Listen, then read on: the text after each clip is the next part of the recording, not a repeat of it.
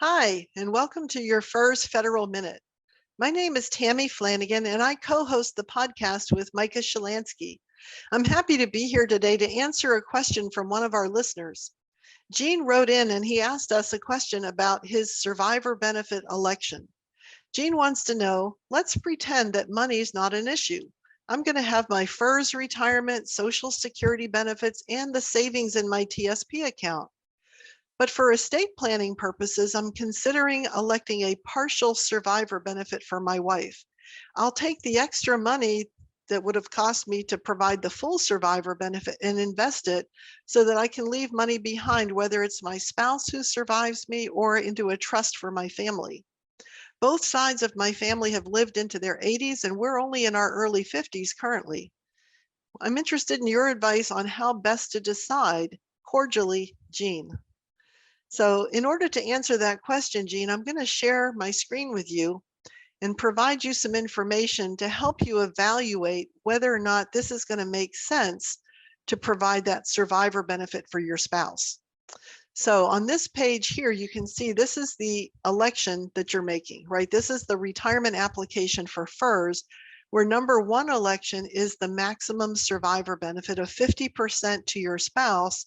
That's going to reduce your FERS benefit by 10% right off the top. So that's why you're questioning this election. It's a pretty steep reduction. The second option is to choose a partial survivor benefit for your spouse, only leaving her with 25% of your FERS benefit if you go first, but it also only costs you a 5% reduction. And by what you said, you're going to take the other 5% and invest it for the future. That's an option, right? Now, keep in mind, if you go with the number two election, your spouse has to go along with your plan. It requires her notarized consent because she is entitled under spouse equity law to the maximum benefit. So right there tells you something about the value of this benefit in that the government provides legislation to make sure she's entitled and understands her benefit. So let's take a look at the option, right? So when there's two of you, you're both living, you move into retirement, you have your FERS retirement, your Social Security benefit. Your spouse either has her own Social Security benefit or she's getting spousal benefits from you. So essentially, between the two of you, you'll be getting two Social Security checks and you have your retirement savings. Life is good, right? Plenty of income. You plan properly for retirement, you're going to be fine. But what happens when there's one of you? And let's say the one of you ends up being your spouse who survives you. So now she's going to be entitled to that FERS survivor benefit. If you provided the maximum, she'll get half of what you were receiving or half of your unreduced benefit, which is actually more than half of what you were getting. Or she's going to get 25% of the unreduced amount if you go through with the partial election. As far as Social Security goes, the benefit she was collecting, either based on your work record or the benefit of her own, assuming it was less than yours, is going to go away. So now one of those Social Security checks has stopped. She'll take over getting your Social Security benefit if it was the higher of the two. Now, as far as your retirement savings go, how much is left? Did you need long-term care before you passed away? Did that eat up a lot of those savings to provide the caregiver that you needed or to pay for the time you spent in assisted living or a nursing home? These are things we don't like to think about, but if you don't do proper long-term care planning, that can take up a lot of those retirement savings. So that's one thing to consider along with these other retirement planning decisions that you're making. Does your money last as long as you do? Well, that depends on how you've spent it, how you've invested it. Hopefully you're doing a good job there. So hopefully there will be money left. So let's take a look at the option of providing the maximum survivor benefit. Let's say your retirement's $30,000 a year. Your election for the maximum benefit's going to cause you a 10% reduction. So that leaves you with $27,000. So while you're living, you got used to living on that reduced benefit. That's your retirement. So that also reduced your taxable income by $3,000. So it's not quite as expensive as what it looks. If the day comes and you predecease your wife, she's going to get $15,000, at least initially. Now, over time, there's going to be cost of living adjustments that she'll continue to receive for the rest of her life. If she predeceases you, then your retirement goes back to the $30,000. You stop paying for that reduction when you no longer need it. So that is a time that can change.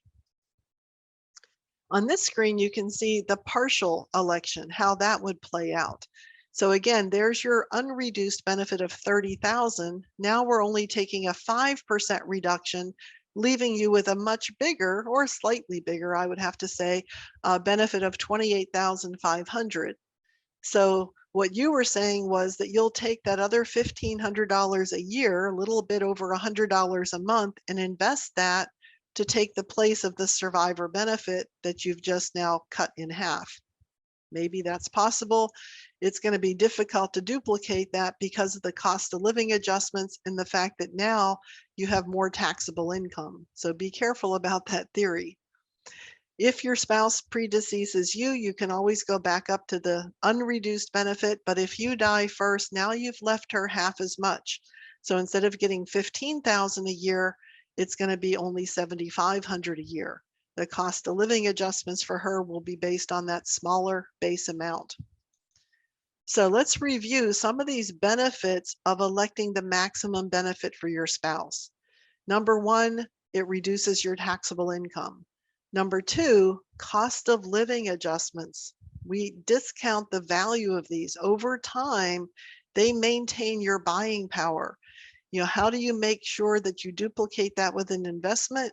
You make sure you're well diversified, make sure you're investing for the long term.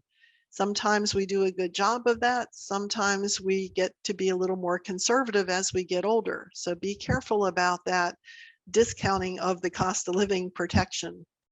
This is a permanent election for your spouse. That gives her some sense of security that no matter how long she outlives you, she's going to get a check every month with a cost of living. There's something to be said for that security that the spousal survivor benefit provides. It's a lifetime benefit, whether she outlives you by 2 years, 22 years, or even 42 years, that benefit will never stop. Again, playing to that sense of security. And for your security, you know that if she predeceases you, your annuity gets restored.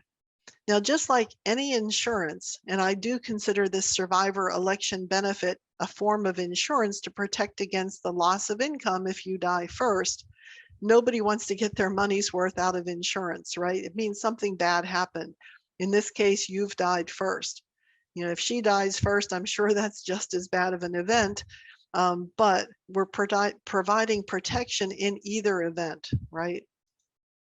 So with that having been said, let me stop sharing the screen with you now so that I can wrap this up by saying, be sure to consider all the different angles of this benefit.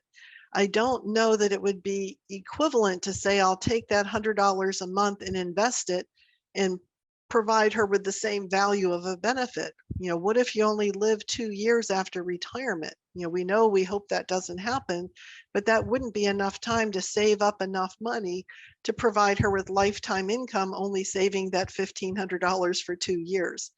So consider this a form of insurance, protecting your spouse against the loss of income if you predecease her. And remember that there is some protection for you, that the retirement gets restored if she dies first. So I hope that helps you understand the true value and cost of this election. Until next time, this is Tammy Flanagan with your Federal Minute. Thanks for listening, and please tune into our podcast to learn much more about your federal benefits and retirement planning. Thanks again.